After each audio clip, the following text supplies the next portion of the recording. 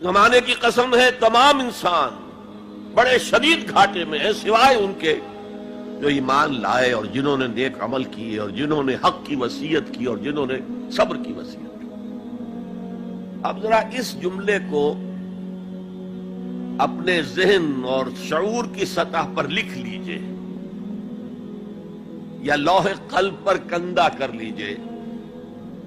زمانے کی قسم ہے تمام انسان خسارے میں ہیں، گھاٹے میں، سوائے ان کے جو ایمان لائے اور جنہوں نے نیک عمل کیے اور جنہوں نے ایک دوسرے کو حق کی وصیت کی اور جنہوں نے صبر کی وصیت کی۔ اس جملے کو بار بار پڑھیے، بار بار پڑھیے، بار بار پڑھیے اور پھر کچھ نتیجے نکالیے۔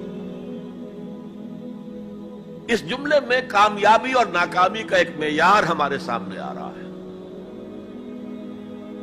جو ہمارے عام طور پر ذہنوں میں معیارات قائم ہیں کامیابی کے، ان سے بالکل مختلف ہے۔ ہم کسے کامیابی سمجھتے ہیں؟ جو زیادہ دولت مند ہے زیادہ کامیاب ہے، جس کی جائیداد زیادہ ہے زیادہ کامیاب ہے،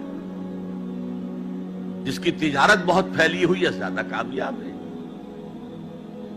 جس کے پاس عہدہ بہت بڑا ہے زیادہ کامیاب ہے۔ یہی ہمارے کامیابی کی تصورات ہیں۔ ان تمام تصورات کی نفی ہے۔ کامیابی ان چیزوں سے متعلق ہے ہی نہیں۔ کامیابی تو ان چار چیزوں سے متعلق ہے: ایمان، عمل صالح، تواصی بالحق، تواصی بالصبر۔ یہ ہیں تو کامیابی ہے، یہ نہیں ہے تو کوئی کامیابی نہیں۔ آپ کو سلطنت عرضی مل جائے کوئی کامیابی نہیں، دنیا بھر کی نعمتیں مل جائے کوئی کامیابی نہیں، جب تک کہ یہ چار چیزیں موجود نہ ہوں: ایمان اور عمل صالح اور تواصی بالحق اور تواصی بالصبر۔ اور اگر یہ چار چیزیں حاصل ہوں تو چاہے کوئی آپ کو جانتا بھی نہ ہو، چاہے آپ کسی کٹیا میں رہتے ہو، کوئی محل نہ ہو آپ کے پاس،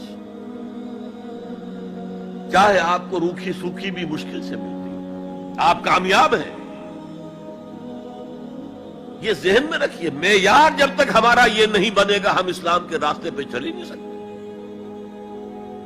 اس لیے کہ انسان جو بھاگ دوڑ کرتا ہے، جو سعی کرتا ہے، دن رات محنت کرتا ہے، راتوں کو سوچتا ہے، پلاننگ کرتا ہے، وہ کامیابی کے حصول کے لیے۔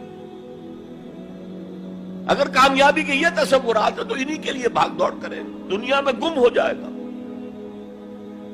جیسے اقبال نے کہا کہ کافر کی یہ پہچان کہ آفاق میں گم ہے، اور مومن کی یہ پہچان کہ گم اس میں ہے آفاق۔ یہ معیار ہے در حقیقت، جیسے کہ حضور نے فرمایا صلی اللہ علیہ وسلم کہ بہت سے لوگ ایسے بھی ہوتے ہیں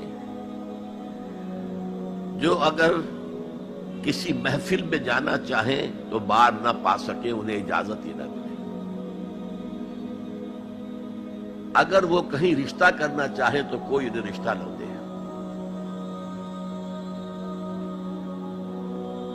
لیکن اللہ کی نگاہ میں ان کا وہ مقام ہوتا ہے کہ اگر وہ بھولے سے کسی بات پر قسم کھا لیں تب بھی اللہ ان کی قسم کی لاج رکھتا ہے۔ آپ سوچئے ابو ہریرہ کا کیا مقام تھا، ابو ذر کا کیا مقام تھا۔ حضور فرماتے ہیں صلی اللہ علیہ وسلم: من کان یسرہ ان ینظر الی زہد عیسیٰ فلینظر الی صاحب ابی ذر۔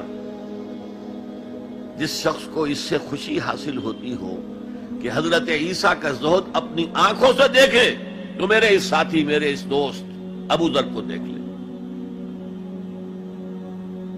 یہ لوگ ہیں کامیاب ترین۔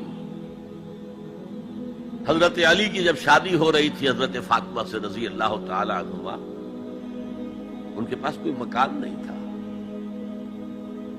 ایک انصاری صحابی نے ایک حجرہ دیا ہے جس میں کہ وداع ہو کر حضرت فاطمہ نے، کوئی گھر نہیں تھا، فقراء صحابہ میں سے تھے، مہر دینے کے لیے کچھ نہیں تھا۔ حضور نے پوچھا کچھ ہے علی تمہارے پاس مہر دینے کے لیے؟ اس کیا حضور کچھ نہیں میرے پاس۔